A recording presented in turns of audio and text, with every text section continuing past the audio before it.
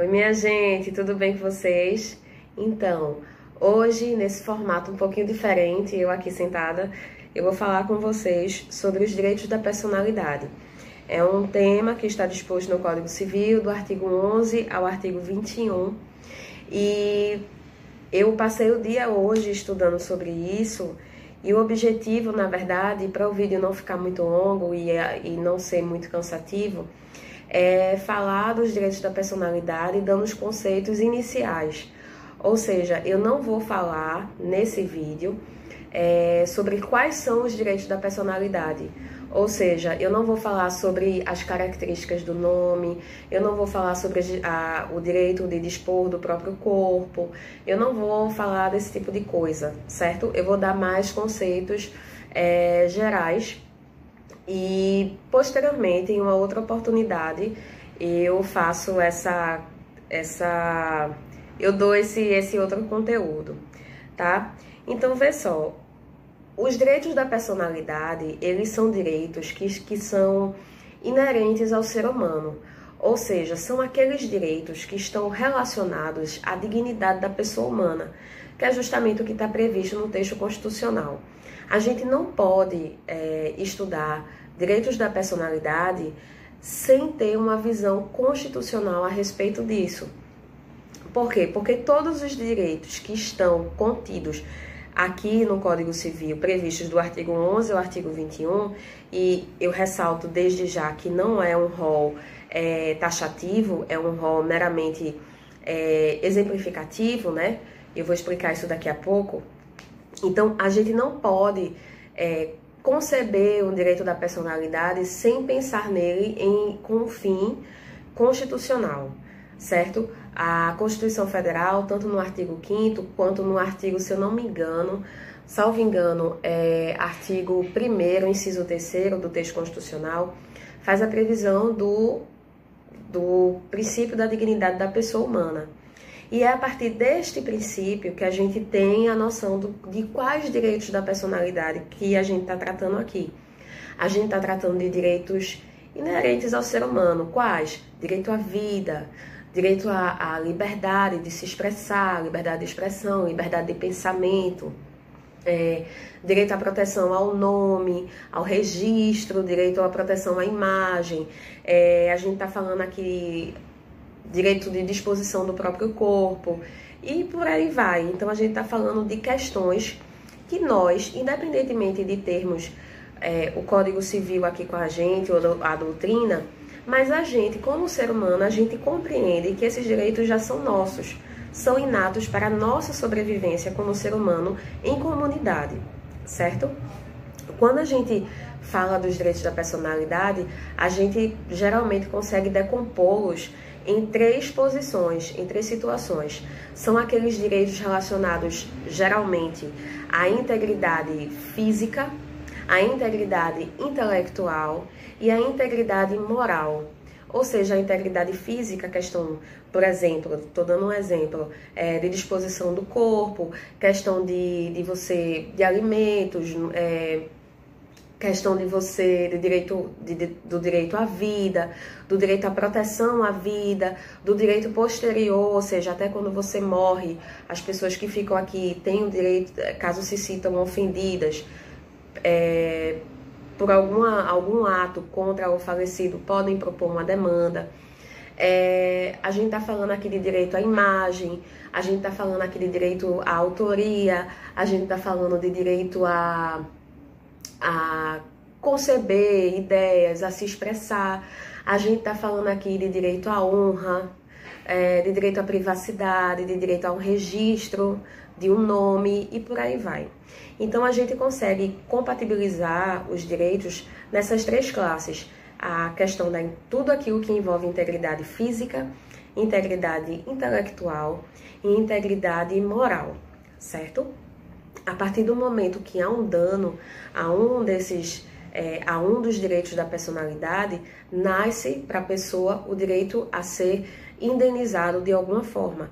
A gente não pode conceber o direito da personalidade sem a indenização por danos morais, porque necessariamente os danos morais vão existir para tentar compensar o dano que foi causado à pessoa, ao seu ser, entendeu? E aí a gente não pode pensar o dano moral sem a transgressão ao direito, a um dos direitos da personalidade. Então, vê só, o artigo 11 do Código Civil, eu tô aqui com todo o meu aparato. O artigo 11, ele diz o seguinte: com exceção dos casos previstos em lei, os direitos da personalidade são intransmissíveis e irrenunciáveis, não podendo seu exercício sofrer limitação voluntária. Do artigo 11, a gente consegue extrair 3 características básicas dos direitos da personalidade: a sua intransmissibilidade, a sua irrenunciabilidade e a sua indisponibilidade, certo? Porém, mais do que essas características, Silvio Salvo Venosa, ele traz outras, que eu vou citar aqui para vocês. Ele traz mais 4 características. Ou seja, ele diz que os direitos da personalidade, eles são inatos, eles são vitalícios, ou seja, eles são imprescritíveis, eles são, inalienáveis e absolutos. O que quer dizer isso? Vê só. O Código Civil diz que, primeiramente, que são direitos intransmissíveis. Como assim? Quer dizer que você não pode dar um direito seu para outra pessoa. Você não pode transmitir seu direito para outra pessoa. Você não pode vender seus direitos, seu direito de personalidade para outra pessoa.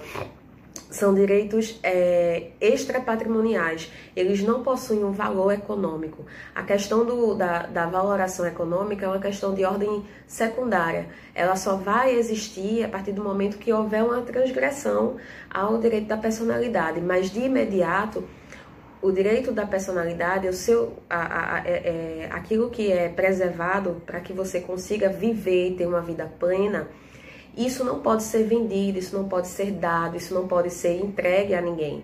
Então, aí essa característica da intransmissibilidade. Ele diz aqui também que eles são irrenunciáveis, ou seja, você não pode decidir se privar de liberdade. Você não pode decidir que não quer ter o direito de personalidade. Isso não faz sentido. Justamente a gente recai na outra característica, que são inatos. Os direitos da personalidade são inatos, ou seja, você já nasce com direitos de personalidade garantidos. A partir do momento que se nasce com vida, você já tem seus direitos garantidos como pessoa. E também, posteriormente, com a morte, a gente consegue perceber alguns resquícios, algumas coisinhas do direito da personalidade preservados àquela pessoa que faleceu. Se ela de alguma forma for ofendida, a gente tem a possibilidade de outras pessoas serem legitimadas para poder propor uma indenizatória, uma ação indenizatória para poder serem compensadas por qualquer tipo de transgressão à pessoa que foi falecida, né? Outra característica também é que eles são vitalícios. Os direitos da personalidade são direitos vitalícios, ou seja, eles duram por toda uma vida e não vão acabar. Da mesma forma que são inatos, nascem com o ser humano, eles são vitalícios, são ad eterno, até também depois da vida, né, com a morte, né? Eles são também inalienáveis, ou seja, não há um caráter patrimonial, não pode ser vendido, e eles são absolutos, ou seja, eles são erga omnes.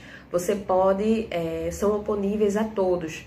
Os seus direitos devem ser preservados da mesma forma que o meu, o de fulano, o de Beltrano. E eles podem ser, se você estiver fazendo alguma coisa contra mim, eu posso me defender, porque os meus direitos da personalidade são absolutos, certo? Diante disso, uma coisa que eu tinha falado aqui para vocês, o rol que está aqui no Código Civil, ele é meramente exemplificativo. Quem diz isso já foi pré-estabelecido através do enunciado 274 da 4ª Jornada de Direito Civil, que diz o seguinte, eu vou ler isso para vocês porque eu achei bem importante. Ele diz o seguinte: os direitos da personalidade regulados de maneira não exaustiva pelo Código Civil, são expressões da cláusula geral de tutela da pessoa humana, contida no artigo 1º, inciso 3º da Constituição, que é o princípio da dignidade da pessoa humana. Em caso de colisão entre eles, como nenhum pode sobrelevar os demais, deve-se aplicar a técnica de ponderação. Essa questão de técnica de ponderação a gente vai ver em outro momento também, tá? Mas aí o que eu queria que vocês observassem aqui é a questão de que é um rol não exaustivo, ou seja, exemplificativo. Essa questão dos direitos da personalidade essa questão, no caso, é percebida tanto para a pessoa física quanto para a pessoa jurídica. Ou seja, uma pessoa jurídica ela pode sofrer dano na sua personalidade? Pode. Tanto é que a súmula 227 do STJ, ela diz que a pessoa jurídica pode sofrer dano moral. Se a pessoa jurídica pode sofrer dano moral, então quer dizer que ela possui direitos da personalidade que podem ser quebrados, que podem ser transgredidos de alguma forma.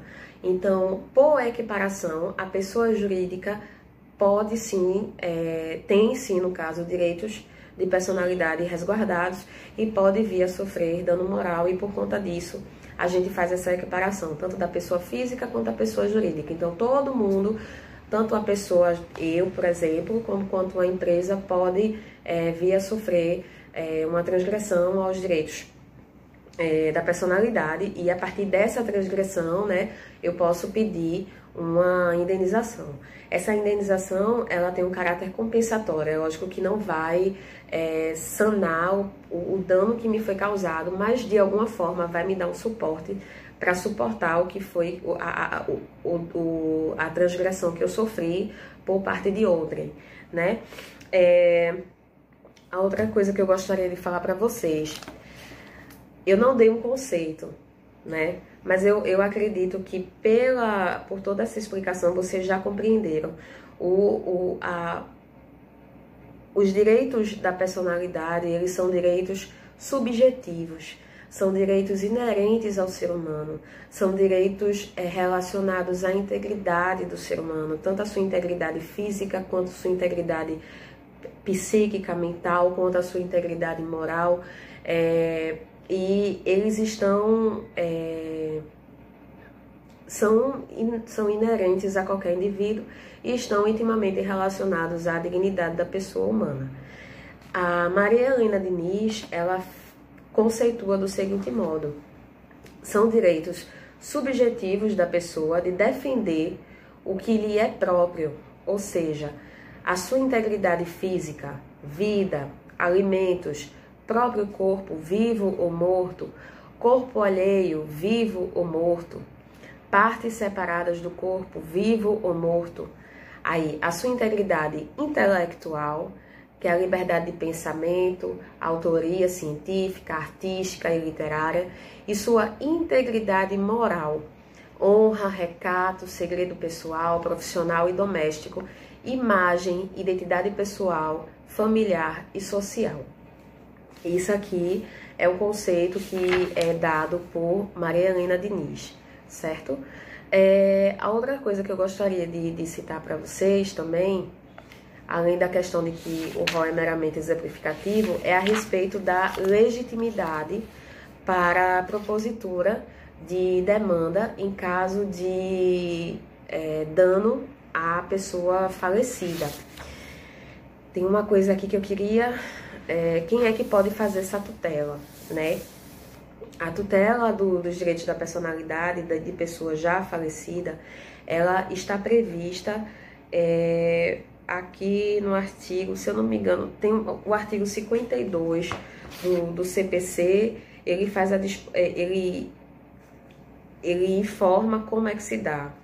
Deixa eu só confirmar aqui, artigo 52... Deixa eu ver se é isso mesmo. 52.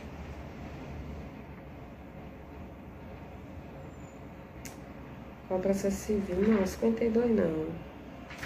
Não é 52. Artigo 52. Deixa eu ver aqui. Artigo 52.